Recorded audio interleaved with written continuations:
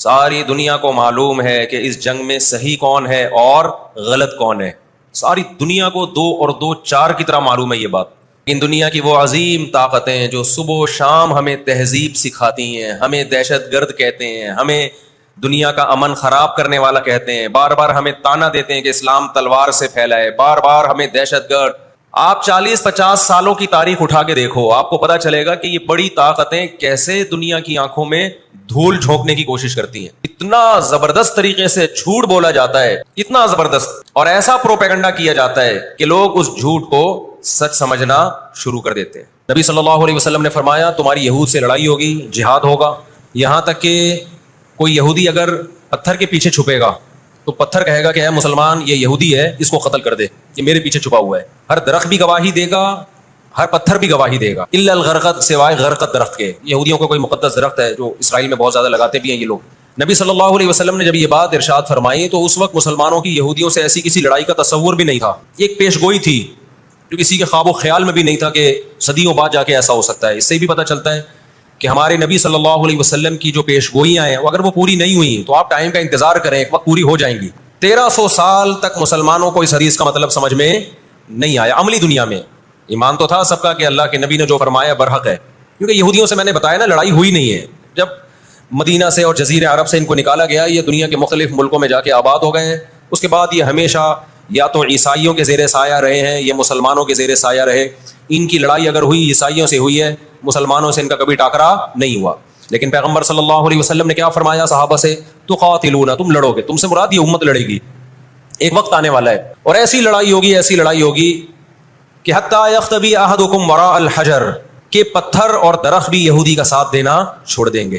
آج دنیا جن حالات کی طرف جا رہی ہے نا, یہ ایسا لگتا ہے کہ اس حدیث کے پورا ہونے کا ٹائم آ گیا ہے.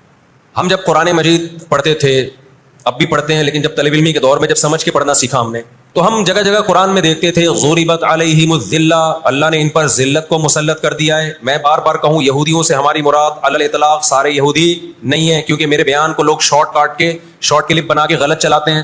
تو بار بار میں کہتا ہوں میرا کلپ ادھورا چلاتے ہیں نا تو کوئی یہودیوں کے خلاف نہ چلائے, سارے یہودی ایک جیسے نہیں ہیں. ہم اسرائیل کے اگینسٹ ہیں, تو ہماری جو لڑائی ہوگی اسرائیل سے ہوگی. حدیث میں جس یہودی سے لڑائی کا ذکر ہے اس سے مراد بھی کون سے یہودی ہیں, یہ فتنہ پرست اور شر پسند یہودی. تو آپ صلی اللہ علیہ وسلم نے فرمایا کہ تقاتلون الیہود, تمہاری جنگ کس سے ہوگی, یہود سے ہوگی. دجال کس کا سپورٹر ہوگا, بولتے کیوں نہیں, ابھی تو دجال آیا نہیں ہے اور آپ نے بولنا چھوڑ دیا ہے, جب آئے گا تو پھر تو اچھوں کی بولتی بند ہو جائے گی. کس کا سپورٹر ہوگا وہ؟ ہاں میں عرض کر رہا تھا کہ ہم جب قرآن پڑھتے تھے ضربت علیہم الذلہ, قرآن کہتے ہیں ہم نے ذلت ان کے اوپر دے ماری ہے, ان فسادوں کی وجہ سے جو یہ کرتے رہے ہیں دنیا میں, ان فسادات کی وجہ سے. ہم جب پڑھتے تھے ہم کہتے تھے اے اللہ آج تو یہودی ذلیل نہیں ہے. اسرائیل کتنا پاورفل ہے کہ کچی کس کی پکڑی ہوئی ہے اس نے, امریکہ کی. ہندوستان کو کچی سے پکڑا ہوا ہے, آج تو بڑی عزت ہے. دیکھیں آپ یہودیوں کی ہسٹری اٹھا کے دیکھیں نا, ہمیشہ کوئی نہ کوئی ایسا ان پر مسلط ہوا ہے جنہوں نے ان کی شرارتوں کا مزہ ان کو دنیا میں چکھایا ہے. قرآن سے بھی یہ بات ثابت ہے کہ ان کو ان کی شرارتوں کا مزہ, عذاب جو ہے وہ دنیا میں ملتا رہے گا. میں بار بار کہتا ہوں ہٹلر نے بھی ان کو عذاب دیا ہے. ہٹلر سے پہلے بھی اسلامی نہیں بلکہ دنیا کی تاریخ میں بہت سے ہٹلر گزر چکے ہیں جنہوں نے ان کی شرارتوں کی ان کو دنیا میں سزا دی ہے. ہم پھر بھی بتائیں ہم ہٹلر کے حامی نہیں ہیں جو ظلم اس نے کیا, لیکن وہ بھی ان کی شرارتوں سے بیزار تھا. قرآن کہہ رہے ہیں ہم نے ان پر ذلت کو دے مارا ہے, دنیا میں بہت دفعہ رسوا ہوئے یہ. اب کیا ہے, یہ آخری ذلت ہے یہودیوں کی.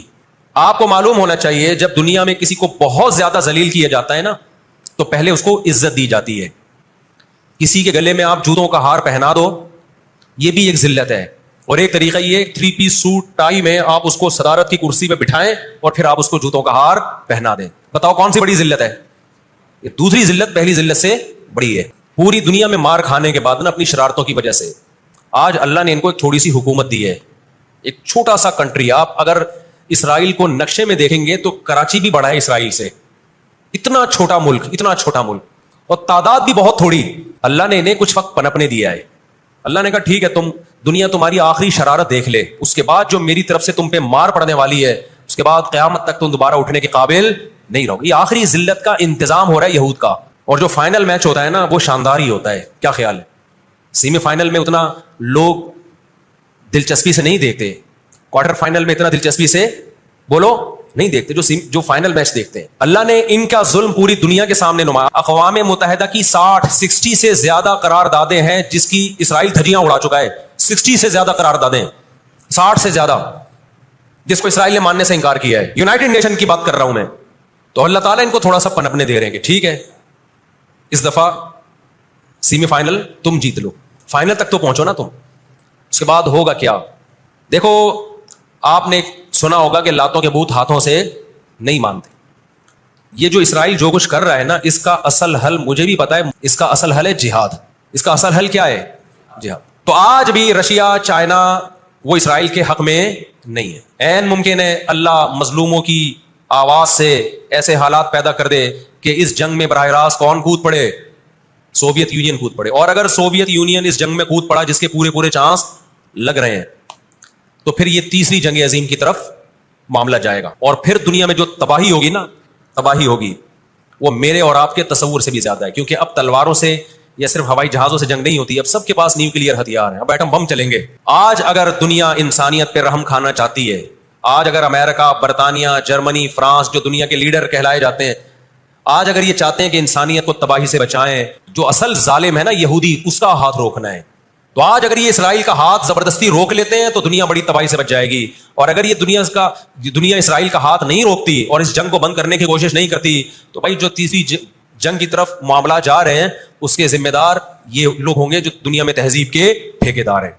ہمیں قرآن و سنت میں اس بارے میں کیا ہدایات ملتی ہیں؟ اللہ کہتا ہے میں نے یہود پہ ذلت کو مسلط کر دیا ہے. اس آیت میں اور اس حدیث میں جو میں نے تقاتلون الیہود والی حدیث پڑھی, اس میں مسلمانوں کے لیے خوشخبری ہے کہ اللہ تعالیٰ نے جیسے بنی اسرائیل انتہائی کمزور تھے, فرعون کا ظلم اور بربریت کا شکار تھے, اللہ سورہ قصص میں کہتے ہیں وَنُرِيدُ أَن نَّمُنَّ عَلَى الَّذِينَ اسْتُضْعِفُوا فِي الْأَرْضِ, ہم نے ارادہ کیا کہ زمین میں کمزور ترین لوگوں کو اٹھا کے زمین کا امام بنا دیں گے, طاقتور پہ غالب کر دیں گے. بہت دفعہ ایسا ہوا ہے کہ کم من فئۃ قلیلۃ غلبت فئۃ کثیرۃ باذن اللہ. اللہ کہتے ہیں دنیا کے نقشوں میں جو غالب ہوتا ہے, جس کی فتح اسباب کی دنیا میں یقینی ہوتی ہے, میں بہت تھوڑی سی جماعت کو طاقتور بنا کے دنیا کا امام بنا دیتا ہوں. ہمیں اللہ کی رحمت سے اور قرآن اور حدیث کی جو بشارتیں مل رہی ہیں اس سے پوری امید ہے کہ انشاءاللہ یہ جو ابھی حالات ہوئے ہیں, انشاءاللہ یہ اسرائیل کی شکست پہ اور یہودیوں کی ہمیشہ کے لیے شکست پہ اس کا نتیجہ نکلے گا انشاءاللہ. اور نبی صلی اللہ علیہ وسلم کی وہ حدیث پوری ہوگی کہ تمہاری جو بڑی جنگ ہوگی, نبی نے کیا فرمایا, اس امت کی ایک جماعت ہمیشہ جہاد کرتی رہے گی. لا یزال طائفۃ من امتی ظاہرین علی الحق, ہر دور میں لڑائی ہوئی ہے, جہاد ہوا ہے. آپ اس ہسٹری اٹھا کے کہیں نہ کہیں جہاد ہمیشہ ہوتا رہا ہے. تو آج بھی ایسا ہوگا. اور بالآخر یہ معاملات اگر بین الاقوامی دنیا نے کنٹرول نہیں کیے تو نبی صلی اللہ علیہ وسلم کی پیشگوئیاں انشاءاللہ بہت جلد پوری ہونے والی ہیں. اور یہ جو ان کو عزت ملی ہے نا, یہ اصل میں بہت بڑی ذلت کی تمہید ہے.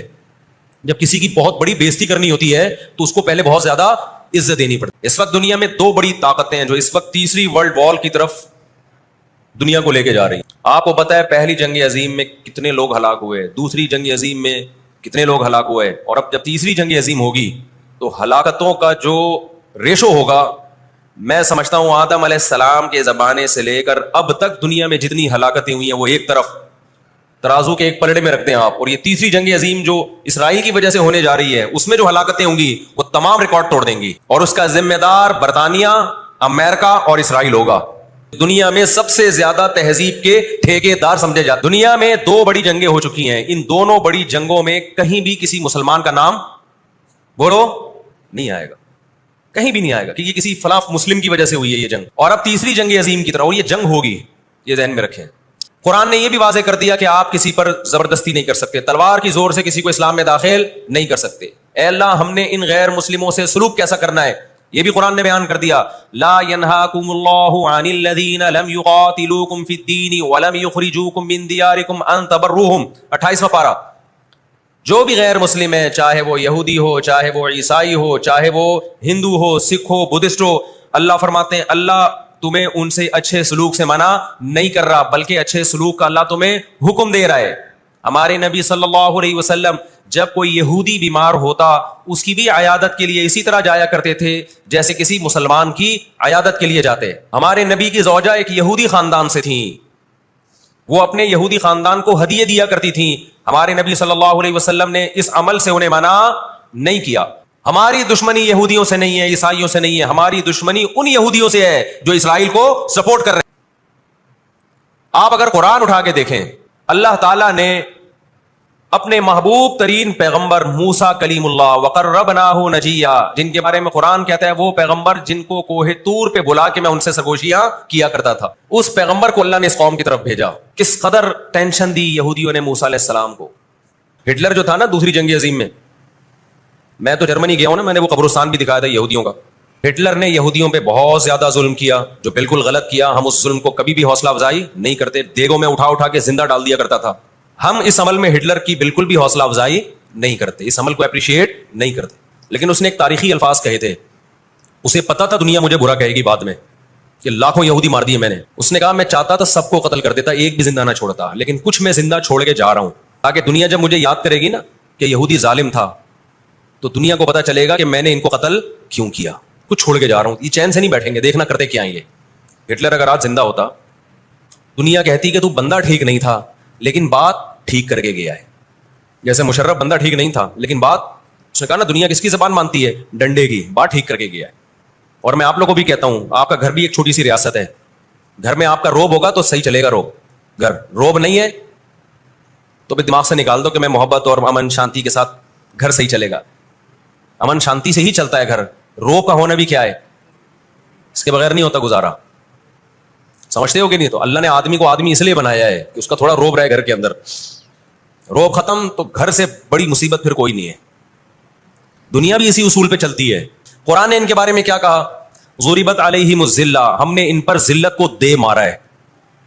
آپ کو پتا ہے کہ یہود کا لفظ اتنی بڑی گالی دنیا کے لیے بن گیا تھا. ایران میں بہت زیادہ یہودی ہیں، پتا ہے آپ کو؟ اسرائیل کے بعد سب سے زیادہ یہودی ایران میں ہیں، لیکن انہوں نے اپنا نام ایران میں یہود نہیں رجسٹرڈ کروایا، کلیمی رجسٹرڈ کروایا ہوا ہے موسیٰ کلیم اللہ کی نسبت. کیوں؟ ان کو پتا ہے کہ یہود کا لفظ دنیا میں کیا بن چکا ہے؟ گالی. شرم آئے گی کسی کو بتاتے ہوئے کہ میں یہودی ہوں، اس لیے ایران میں انہوں نے اپنے آپ کو رجسٹرڈ کس نام سے کروایا ہے؟ کلیمی کہتے ہیں ان کو.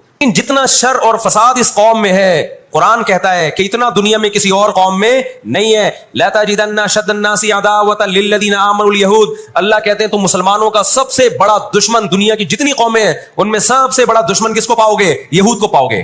اس کے بعد مشرکین کو پاؤ گے، اور اسلام کے سب سے زیادہ قریب تم کس کو پاؤ گے؟ نصارہ کو، عیسائیوں کو پاؤ گے. آج امریکہ اسرائیل کو غلط کہہ کے بھی کس کا ساتھ دیتا ہے؟ مجھے یاد ہے چند سال پہلے امریکی صدر نے بیان دیا تھا اسرائیل نے یہ غلط کیا ہے، یونائٹڈ نیشن کے لاء کی پابندی نہیں کی ہے، لیکن ہم پھر بھی کس کے ساتھ ہیں؟ پورے الفاظ بتا رہا ہوں میں، پھر بھی ہم کس کے ساتھ ہیں؟ مانتے ہوئے. اس کو پتا ہے، وہ اس کی مثال وہ 50-50 میں ایک آیا کرتا تھا نا، 50-50 میں کلپ وائرل ہوا ہے کہ کمنٹری ہو رہی ہے کہ سلیم اللہ بہت اچھا کھیل رہا ہے اور کلیم اللہ تو کھیل ہی نہیں رہا. اب لوگ جو کمنٹری کرنے والا ہے اس سے کہہ رہے ہیں بھائی یا تو کھیل ہی نہیں رہا، وہ جو تماشائی تھے وہ چھوڑ کے جانے لگے تو غلط کمنٹری کر رہا ہے. اس نے کہا تم جہنم میں چلے جاؤ لیکن کھیل یہی صحیح رہا ہے، بھلے تم جاؤ. وہ انہوں نے کہا ہم گھر جا رہے ہیں، تم گھر نہیں، تم جہنم میں جاؤ، لیکن یہی سلیم اللہ بہترین کھیل رہا ہے. پھر دکھایا کہ پیچھے بندوق رکھی ہوئی ہے کسی نے. تو اس وقت امریکہ کو گچی سے کس نے پکڑا ہوا ہے؟ طاقت امریکہ کے پاس زیادہ ہے، سازشیں کس کے پاس زیادہ ہیں؟ اسرائیل کے پاس ہے. معیشت پہ ایسا قبضہ کیا ہوا ہے، گچی سے پکڑا ہوا ہے کہ ہلنا نہیں. آج دنیا میں سب سے زیادہ دہشت گردی کا شکار مسلمان ہو رہا ہے. جہاں مسلمان کا خون بہے گا دنیا منہ پہ ٹیپ لگا لیتی ہے. جہاں کوئی ایک غیر مسلم، ہماری نظر میں مسلمان کا خون بہے یا غیر مسلم کا، ہم فرق نہیں کرتے، کسی پہ بھی ظلموں کا ہم آواز اٹھائیں گے. لیکن دنیا یہ فرق کرتی ہے، لیبل یہ لگاتی ہے کہ انسانیت پہلے مذہب بعد میں، لیکن ان کا ایٹیٹیوڈ بتاتا ہے کہ ان کی نظر میں مذہب پہلے ہے، انسانیت بعد میں ہے.